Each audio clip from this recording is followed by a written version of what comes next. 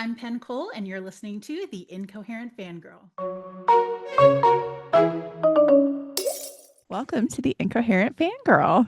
Where this is the episode that I have proven my love for Mandy because I had to read 4 books for this one interview. I already knew But you it loved me was- because you did these. I did do those. And to that I say you're welcome. And I to did these do I this. say you're welcome. It was well worth it. I'm not But going it to lead was you astray. Definitely, I was like, 4 books that are 800 something 4 pages. books that are really long. 800 really, pages really long. each in like a month. At least there were audio. They were a good time. They were a good time. They were a good time.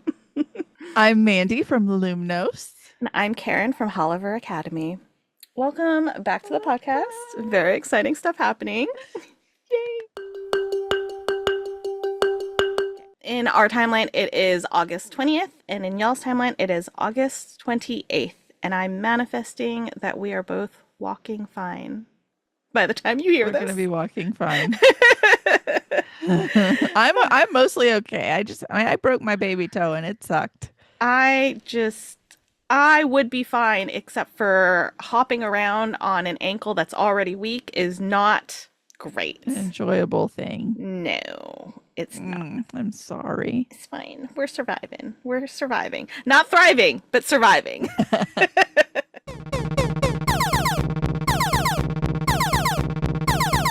That sound means we have an intruder alert. I am so freaking excited for this intruder. I can't wait. We are so excited. We have Penn Cole today. We are going to talk about Burn of the Everflame and the series. I need you to know you got me through like a week straight of like renovating my kitchen. Like my husband was out of town, my nieces were out of town. I had the Kindred Scars saga in my ears, and I did the work. I got through it. She finished book 3 and she was like immediately like, I need book 4 now. I'm like, she's got a contact page on her website. Should I we need to talk to her? Please. Wait, how long ago did you finish? It's like less than a July. month. It's not. Okay. Yeah. It was Okay, very July. recently. Very Your recently. readers have been waiting like 3 years. Yeah, no, it was very recently. Yeah. Good, And good, she perfect. immediately was like, let's do this. And I'm like, I love you so much. I will read 4 whole books so that we can do this interview. It's fine. We got this. In like the span of a month, I was like, we got this. I can do it. So we're very excited to have you, Ben. Yes. Thank you for Thank being you for here. having me. I'm excited to be here. Okay, so normally what we'd ask is like the elevator pitch for the book, but since it's book 4, it's a conclusion to the You can't tell series. us It's that. a little hard to do without spoilers. So maybe you could give us like an elevator pitch for the series as a whole. Yes. So this is a romantasy series. It is the story of Diem Bellator, who is a healer who lives in a very poor small village. And at the beginning of book 1, Diem's mother unexpectedly goes missing. And in the search for answers to what happened to her mother, Diem gets caught up in a war between the mortals, who are very oppressed and subjugated and very poor and kind of at the bottom of this second-class society, and the descended, who are these demigods who are rich and powerful and have magic, and they're all very, very attractive naturally. And they kind of rule over her world. And Diem really finds herself in the middle of them and has to kind of, number 1, figure out what happened to her mother. Number 2, answer some mysteries about her past and try and find a way through this war that doesn't get everyone she loves killed. There's a lot of humor, there's magic, there's a very, very, very slow burn romance. I think it's one of the slowest burns out there, but Really I mean, It's killer. It's Oh, killer. it's wonderful yearning though. That's like my favorite Yes. is yearning. And so I was there for it. I think Karen cussed me out a few times when she was catching up. She was like, it's fine. It's fine. I'm fine. I love yearning. I love a slow burn, but I'm also like I would love them to bang on chapter 2 kind of girl. You know what I mean? Which I I'm love a slower both. girl, but I get it. I get love it. both, but I'm a it slow was like, burn, yeah. it was definitely killer. I like kicking my feet like when their knees brush. Or like And that's the thing. That's me. Like I would so much rather them just like their hands barely touch and they're like, pinkies oh, touched. Yes. Okay, so I have to know like where this story came from, how was it born, and how did it change over the process of like writing like a series? Did you know how it Yeah. was going to end? Did it Oh yeah. So move I as you did? I always knew I wanted to write a romantasy. That has been my genre of choice for like 20 years now, since I was very young. It has always been, I love fantasy, but I also love romance. And so books that can do both of those really well are always like my favorite books. So I knew that I wanted to do that, and it's what I've wanted to do my whole life. And I was an attorney before, and during the pandemic, I had to leave my job, and I said, you know what? Now is the time. I think I'm gonna finally write that book, because I was seeing like, ACOTAR blow up and From Blood and Ash, and it was like romantasy was having this moment, and it felt like the universe was telling me like, you this dream you've had for 20 years, like maybe do it. So I knew that I wanted to write in this genre.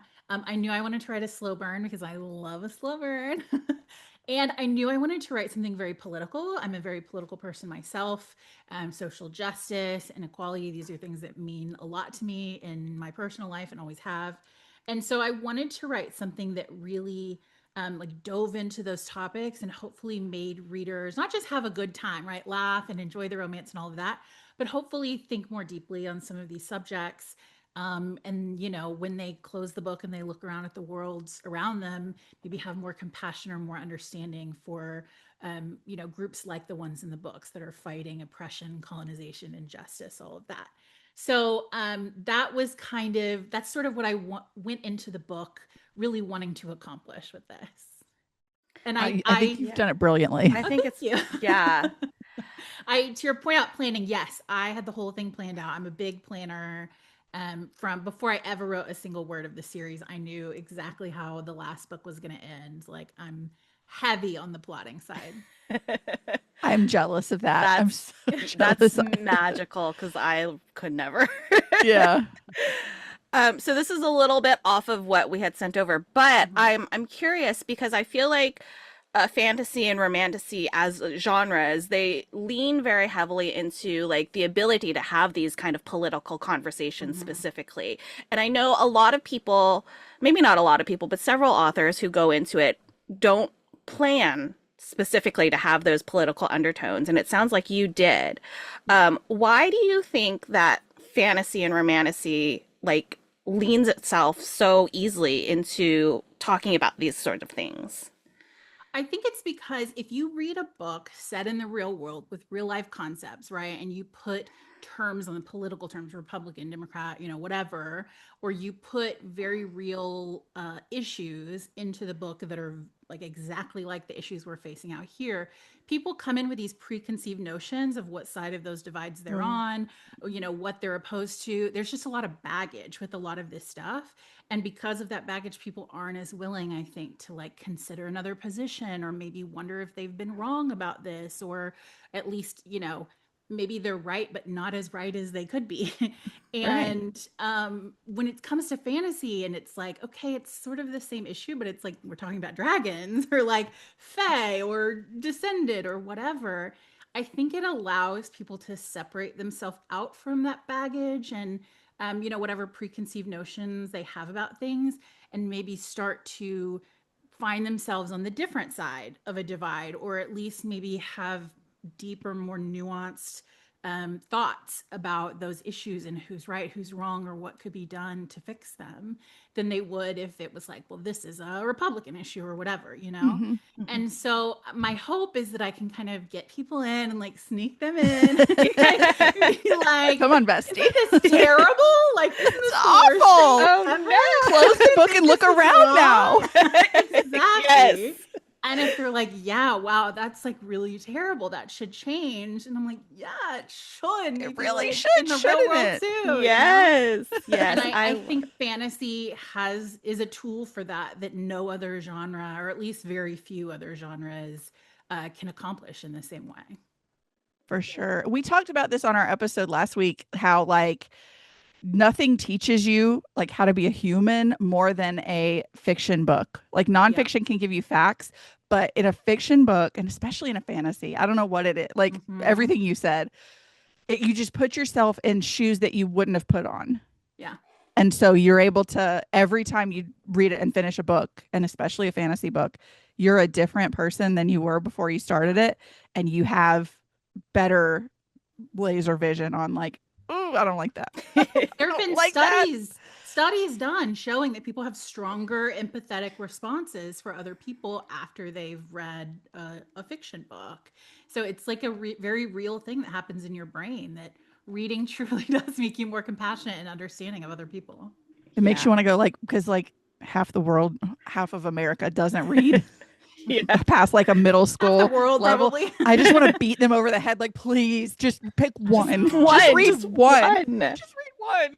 Anything, You haven't read one please. since high school, please.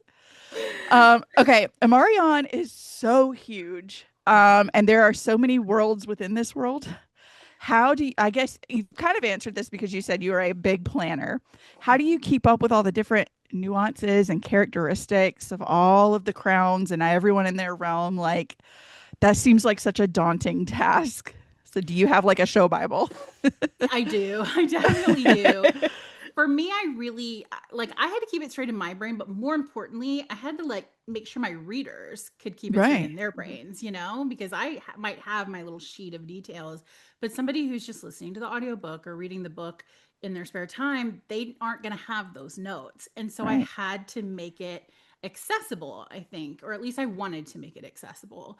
And so I did a lot of things to try and accomplish that, but one of the ways that I did it is I tried to sort of link everything. So each of the realms, the magic, their sort of culture, personalities, and the landscape are all tied together. So if you think about like Montios, it's the mountain realm. It's very cold, stony, because it's just all mountains. They have, ice and stone magic. And they're also just very stony, cold people. They're very reserved. They're closed off to outsiders. They don't like to show a lot of emotion. On the other side, you have like the desert, Igneos, right? And they have flame magic. They're very fiery. They're very passionate. They're kind of hostile, but they also have this history of being like warm and hospitable and welcoming to outsiders before this, the war that they had. And so it's kind of like that, where each realm, the landscape and the magic and the people are really tied in this way. And my hope was that that would help a little image to form of each realm and the people. And that not only would it be easy for you to understand as you're reading, but also I think it makes it feel more real when you start to feel like, oh, that's so Ambrosian. Like that's so something somebody from Umbros would say or do. You know what I mean? Yes. Like, you get it too. You understand the Right. cultural Yes. nuances as well. Yes. Absolutely. I have found myself doing that a lot. Like, every now and then I'm Really? like, okay. is that what you're gonna say? Right. That's what your priority is right now? Exactly. Okay.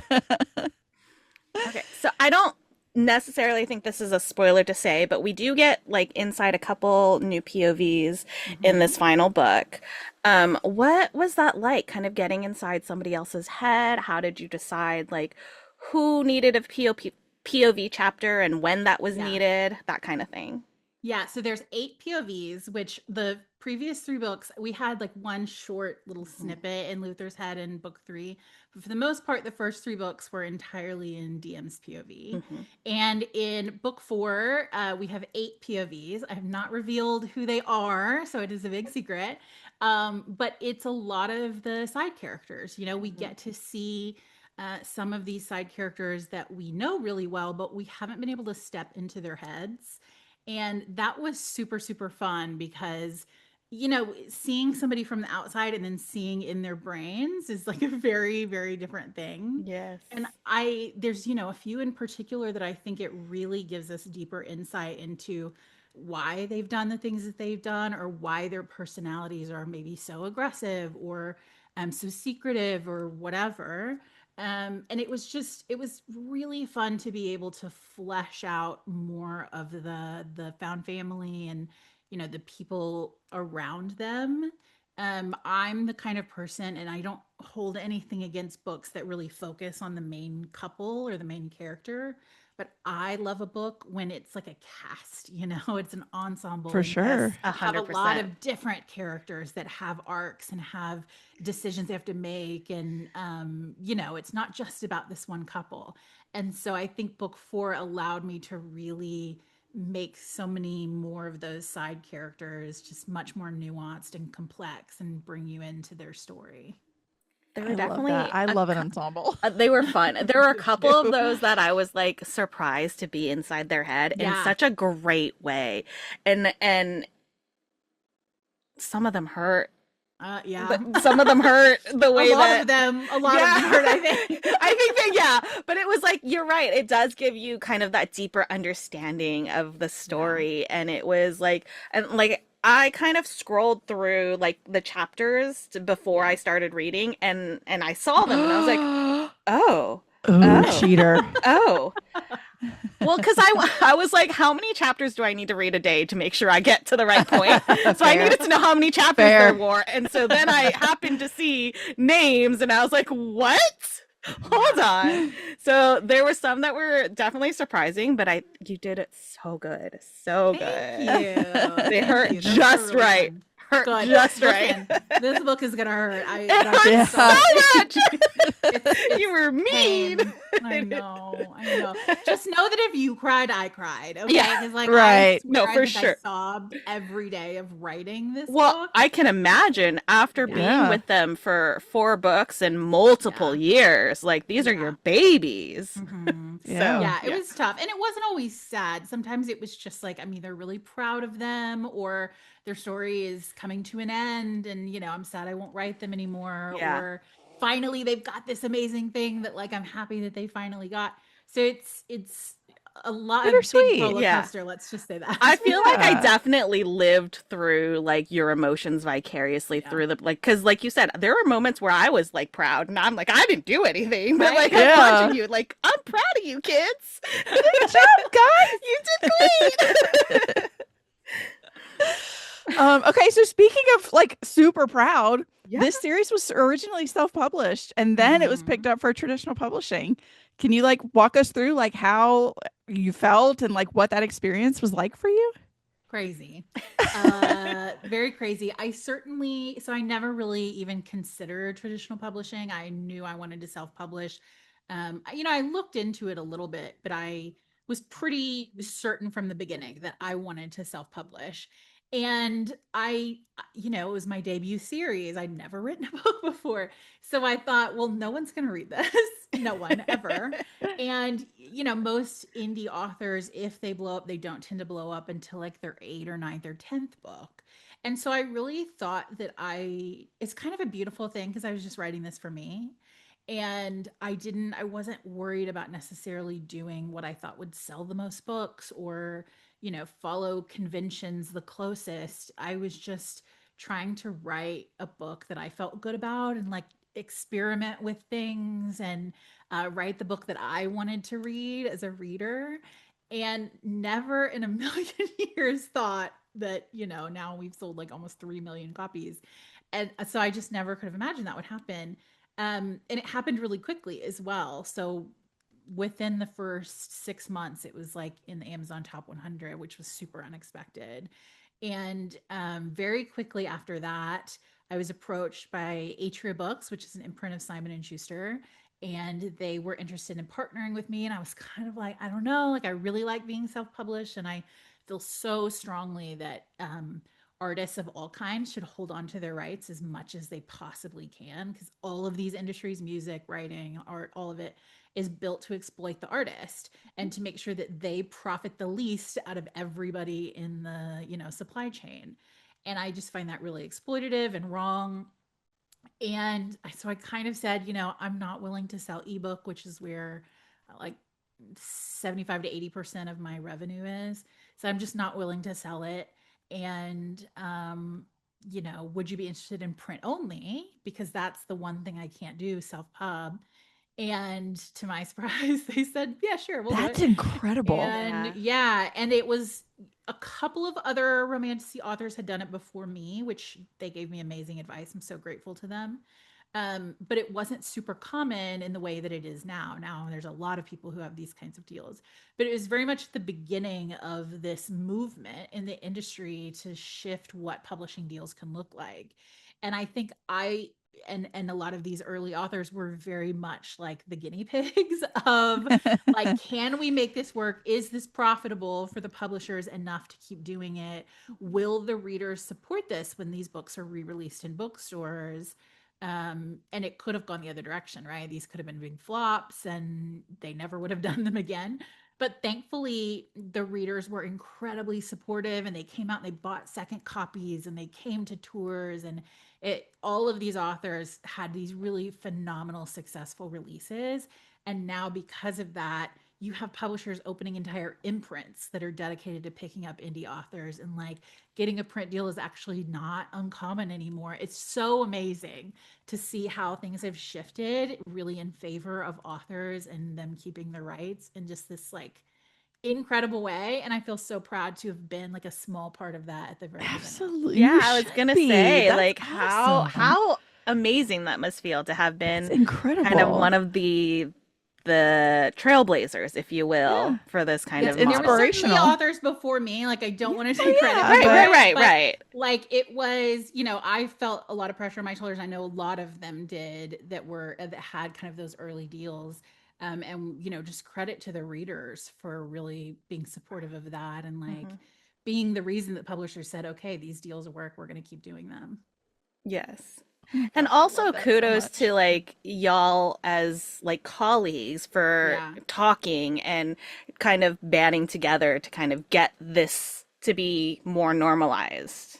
It is, I mean, my colleagues are one of the best parts of this business for me. Like, the romantasy authors especially are just a really tight-knit group, or the indie specifically, like indie and indie to trad authors are really tight-knit, really close. We talk to each other every day.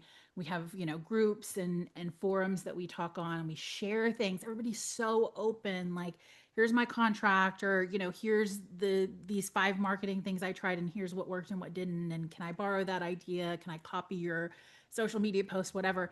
And everyone is so supportive and so collaborative, and it's like, we understand that readers don't read one book, right? Right. They read hundreds of them. Yes. Right. And so my success doesn't come at anyone else's loss. And I can bring everyone with me, you know? And I Right. love that really everybody in the genre is like that. And we're just like all here for each other's successes. And it's the most incredible thing. It's so cool. That is really special. So cool. I So know, special. I know. It's lovely. Okay, so we promised we wouldn't keep you forever, especially since it's so late for you. But we do have a couple questions that we always ask. They're just little fun ones.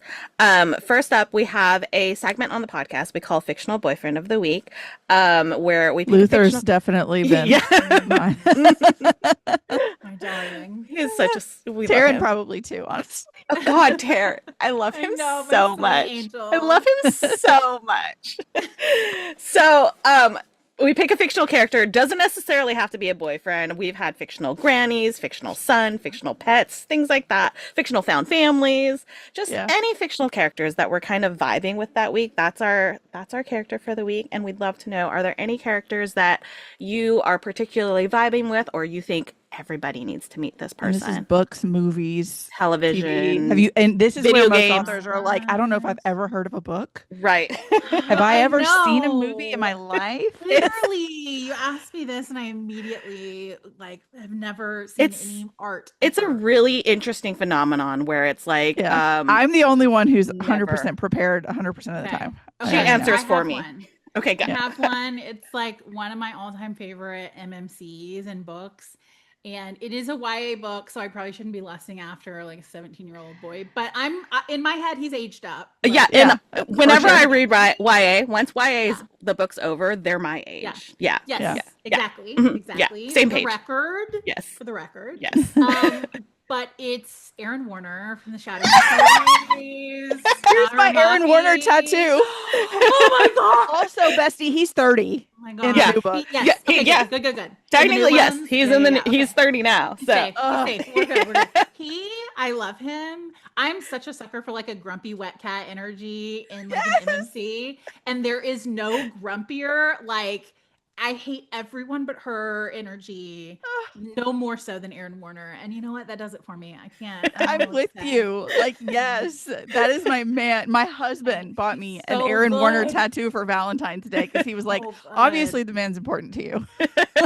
I just love that series. I love Tahara Mafi. Like she's Yes. so cool. Her writing is incredible. Like I've never highlighted more in my life than in her books. She just has Yes. this beautiful way of putting things, These you know. paperbacks I have so many mean, notes. Incredible. I'm like, I get very defensive if anyone says anything bad about the series. Oh yeah, yeah. I made Oh, my agreed. husband. My husband do no just wrong. finished yes. listening to them, and he would like the early books. He's criticizing Aaron a lot, and I'm like, first of all, watch your Don't mouth. you dare. Don't you? He's never done a thing wrong. And then Never. now we joke like he understands where I'm coming Uh-huh. from, but he's a Kenji girly. He's like me.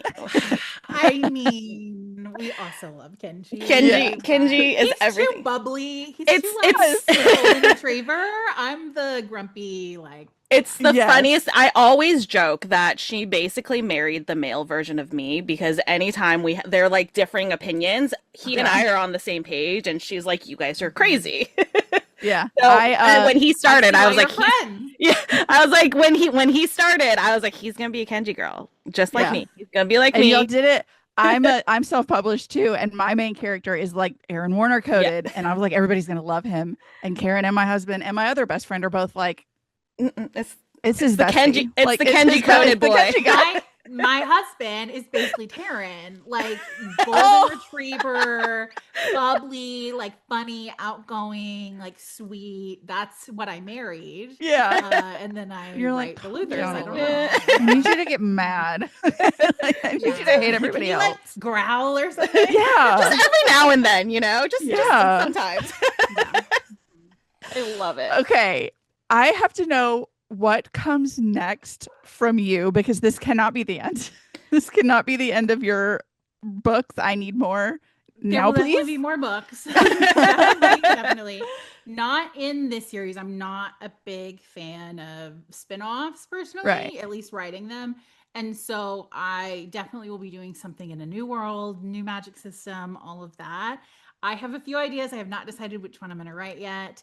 And right now I'm just trying to get through Burns release. That's so valid. Doing every Fair. waking moment. So But valid. I'm really excited to. I'm on tour for like 3 months, and then I'm really excited to just get home, shut everything off, like put my phone in a drawer or something, and lose myself in a brand new world. I'm so excited about it. I can't wait. Oh, Oh, well, that we sounds- can't wait either. Yes, and we we have some do- bad news. just a little bit of bad news. Okay. But see, here's the thing. Now that you've been on the podcast, you're actually legally obligated to come back for all future book releases. Okay. It's- All right, it's- I'll It write- was in the write that fine down. print. Yeah, it was Yeah. teeny Okay. tiny, I can do that. Yeah. Oh my gosh, this has been so much fun. My cheeks hurt. I from know. I'm from so smiling. excited. I'm This so is excited crazy. for everybody to get to read this. I don't know if we know when this episode is releasing yet, so I don't know if the book is out yet. But regardless, everybody needs to Everybody, please. Uh-oh. Yes. Burn of the September I Everglades. pulled away from the cover. Are Burn you of the serious? It's so good. or the whole, or if you The haven't whole read, series. you have time to catch up right now. Yes. After I It's read, all after out. I listened to them, Karen sent the sprayed edges ones to me yeah. for my birthday. She finished it like Ooh. right No, after. it was June. It was June. Yeah, it was wasn't right. July. She finished right before her birthday, and I was like, "Are these trophy worthy?" And she's like, "Absolutely," because I hadn't read them yet Absolutely at they that are. point, right? I was like, "Are they Absolutely trophy they are. worthy?" She's like, "Yes, yes, yes." So I was like, "Okay, don't buy them. It's your birthday." Immediately sent them over, and now I need to go get my own copies, my own trophy Because they copies. are, in fact, Trophy. They are worthy. trophy worthy. Okay, Yes. good. All right. They Okay, are, I'm in good. fact, Good. very trophy worthy. Just got to figure out where on these shelves they're going to go because Yeah, I've got that is no. always the problem. I literally only have my own books, and I'm still running out of space on shelves. So I get it. I love that. I love it. Well, All right, everybody, go get copies right now. Go get your trophies because first of all, they're delicious to read. Second of all, they're beautiful. So, Yeah. you have to. Them's the rules. Yeah. We didn't make the rules. We're just here to enforce them with these hands. Thank you so much, Pen. This has been Thank so much you. fun. Oh, Thank you for I'm so having me. I excited. had a blast. We're so excited for everybody to read this, and we can't wait for whatever comes next because we know it's going to be perfect. Thank you. Thank you. We We'll will talk talk to you soon. Bye. Bye. I love her. I love her. I am always so excited when an Aaron Warner girl is here. I know. I'm like, my people. So- Everything she said, I was like, my people. My She was- people. she my was- people. She was leading up to it by saying, like, I shouldn't be. And I was like, I know exactly where this is Yeah. going. There's no way it's I anybody could feel else. my arms start twitching. You're right, girl. He is the best. And he is, in fact, 30. Luther's pretty high up there. And he is, in fact, 30. He is, in fact, 30 now. So it's okay. I'm terrified for this show, though, because people are going to be looking at me sideways for like 8 seasons. Oh, my God. I love her. We I talked love to her. Penn Cole. That's so cool. That was so cool. So cool. I loved it. Yay. Okay. All right. All right. Time for an announcement. Yeah, this is an exciting This- announcement. This is a fun one because we're I not only have talking one copy with me, but we have. we're talking about a whole series because next week we're talking to Ashley Bennett about her Leviathan fitness series, which is going trad to or indie to trad. So we get all Trad to India would be crazy work. trad to indie would be wild, but also Yeah. I wouldn't be mad at it. Like Well, I mean, I guess authors can self-pub after they've trad pubbed, but right, but I I mean don't know like about when, with the same book. yeah, that's the thing. I'm like Yeah. when we think indie to trad, it's like the same book. So if it's Yeah. like trad to indie would be really interesting. And I wouldn't be mad at it because that just means that the publisher did something where Yeah. they're like, you know what? But yeah, I'm so excited. I love I mean, Penn was also an indie to trad girly. I so know. I love this for us. I love this for everybody. It's Yeah. so exciting. And I mean, cozy monster romance. Sign me up. No, I don't need anything else. Sign me up. I love it. I don't need much more. Okay. All right, let's do a spiel. Let's do a spiel and then we're done. We're going to go take a nap. Done. Go to sleep. I'm gonna go take a coma. Yeah, that's so valid. So valid. We deserve a coma. Just a little coma. Just a little one. Just a little one. Little baby one. All right. If you enjoyed this episode, please like, follow, and subscribe wherever you are listening to us. Follow us on social media. We are at The Incoherent Fangirl on all the things. Visit our website, theincoherentfangirl.com, where you can also stream all of our episodes as well as read our blog. Head over and subscribe to our Patreon for early access to podcast episodes, full video episodes, bonus content, and the opportunity to ask questions of our guests, which is super fun. And if you are a merch girly, you can head over and shop our merch store, theincoherentfangirl.com/shop, where sometimes Mandy gets bored with an iPad, and we all reap the benefits of that. Very exciting stuff. And if you have any comments, questions, concerns, suggestions, design ideas, you just want to tell us that we're pretty, we will accept all of that. Take it. In our inbox, theincoherentfangirl@gmail.com. We love hearing from y'all. And also, we're both injured. So if you want to manifest some healing Yeah. vibes, that'd be great too. I'm mostly healed, but yeah. Send most of them to Karen. She needs them much more. I just had a broken toe. Oh, just a broken toe. I mean, compared to like, I didn't need crutches. Technically, a break is probably worse, technically No, speaking. it's not. I mean, yeah, but not in this case. Not in No, my broken baby toe is fine. I'm still hopping around on one I foot, know. which is also injured. It's great. Yeah. We're doing great over here, guys. I just had to run around screaming like, "Don't jump on my foot!" to my dogs the whole few days I've been like dealing with it. Like, that's it. Yeah. As long as Poochie doesn't jump on my toe, I'm fine. Valid. That's valid. All right. And then one last way to support the podcast is to rate and review on whatever platform you're listening to us on. Give us some your- words. We love words. Give us words. Ugh. She is at Mandy Perv on all the things. She's at Ms. Made in China on all the things. And once you followed us on social media and you follow the podcast on social media, you can head over and do some internet shopping, do some self-care because we love you and we want you to stick around forever, okay? First stop, you're going to visit herecomestenerd.com and get you some pins and artsy goodies. You're going to use code FANGIRL and get 20% off your first order.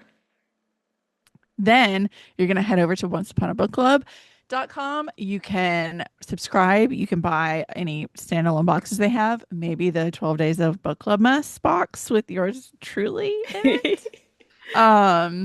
It's a good And time. any random goodies that they have. Get all of the things. But you can use code Karen10 to get 10% off. But you have to spell Karen right. Are you going to injure your foot? Or your ankle, which might be worse. I mean, I wouldn't risk it I wouldn't risk if I were you. any of it. Just No, spell my name so- right. It's Spell fine. Karen right and get It's that not good that hard. juju. Next up, you're going to visit our friend Amber D. Lewis at amberdlewis.com. Add 10 of everything to your cart and then use code FANGIRL10 and you'll get 10% off of the 10 of everything, which mathematically means you've gotten one of everything for free. I'm pretty sure that's how that Welcome. works. I'm a math magician, Yes, not a mathematician, a math magician. And I said that's right. correct. Yes. I don't know anything about math. Approve. Don't trust me. Don't trust me. Just go use Unless the there's coupon. a spreadsheet. Yeah, I use the love coupon. spreadsheet. And last but not least, you can support my family. You can follow the show husband. He's at Borna Josh on all the things. I'm not going to talk about the podcast anymore. If it revives, it revives. And I'll tell you then. You can follow at Searchers Believe. It's his paranormal investigation group. If you go to searchersbelieve.com/shop, you'll find spooky merch by yours truly.